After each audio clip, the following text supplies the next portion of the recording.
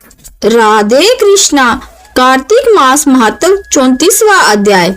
सूत जी बोले, हे ऋषियों, यदि किसी में उद्यापन की सामर्थ्य ना हो तो कुछ ब्राह्मणों को भोजन करा दें। ब्राह्मण ना मिले तो गो या पीपल अथवा बट वृक्ष का पूजन करें, क्योंकि पीपल विष्णु का तथा बट शिव जी का रूप है। इसी प्रकार पलाश ब्रह्मा का रूप माना जाता है। ये सुनकर ऋषियों ने पूछा, हे सूत जी, ब्रह्मा, विष्णु तथा महेश वृक्ष भाव को किस प्रकार प्राप्त हुए, ये बताने की कृपा करें। तब सूत जी ने कहा, हे ऋषियों, किसी समय शिव पार्वती एकांत में विराजमान थे कि उस समय देवताओं द्वारा भेजे गए अग्निदेव द्वारा उनके एकांतवास में विघ्न उपस्थित हुआ। इस पर पार्वती जी ने क्रोधित होकर देवताओं को श्राप दिया कि तुम वृक्ष रूप हो जाओ। तब विष्णु गया में जाकर पीपल, शिव काशी में अक्षय बट तथा ब्रह्मा जी पलाश रूप हो गए। बस तभी से पीपल तथा बट वृक्ष का पूजन होता है।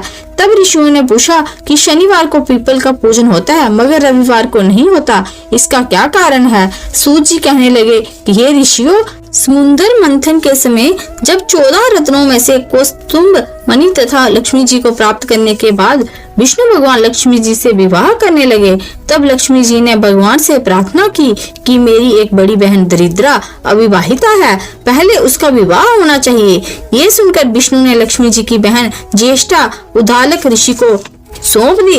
यद्यपि ज्येष्ठा का रंग काला, नेत्र लाल तथा बाल बिखरे होने के कारण कुरूपा थी, तथापि भगवान की आज्ञा मानकर उद्दालक ऋषि दरिद्रा को अपने आश्रम में ले गए। आश्रम में आकर दरिद्रा ने देखा कि वहाँ वेद पाठ तथा हवन हो रहा है। ये देख उसने मुनि से कहा कि मैं ऐसे स्थान में रहने के बजाय उस स्थान में रह सकती हूँ जहाँ चोरी, जारी तथा ब्राह्मणों का अपमान होता हो। उसकी ये बात सुनकर उद्दालक ऋषि अत्यंत दुखी हुए और उसे वहीं छोड़ ये कहकर चले गए कि मैं तुम्हारे लिए कोई उपयुक्त स्थान देखकर आता हूँ। ऋषि के जाने के बाद कुछ देर तक दरिद्रा ने उनकी प्रतीक्षा की। इसके बाद वह रोने और चिल्लाने लगी।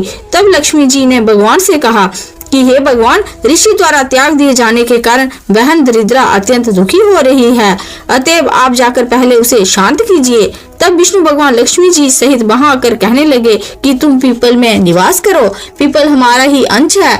जो कोई कार्तिक सुदी पूर्णिमा को पीपल का पूजन करेगा वह तुम्हें प्राप्त होगा और उसके यहाँ लक्ष्मी का वास होगा। जो शनिवार को सूत लपेट तुम्हारा पूजन करेगा उसके समस्त मनोरथ सिद्ध होंगे, परंतु रविवार को जो तुम्हारा स्पर्श भी करेगा वह दरिद्री हो जाएगा। इतना कहकर भगवान लक्ष्मी जी सहित अंतर्ध्यान हो गए। सूत जी कहते हैं कि जो कोई इस कथा को कहता अथवा सुनता है उसे प्रयागराज तथा बद्रिकाश्रम तीर्थ जैसे पुण्य फल प्राप्त होता है। बोलो नारायण भगवान की जय, तुलसी मैया की जय, राधा कृष्ण भगवान की जय, कार्तिक मास की जय।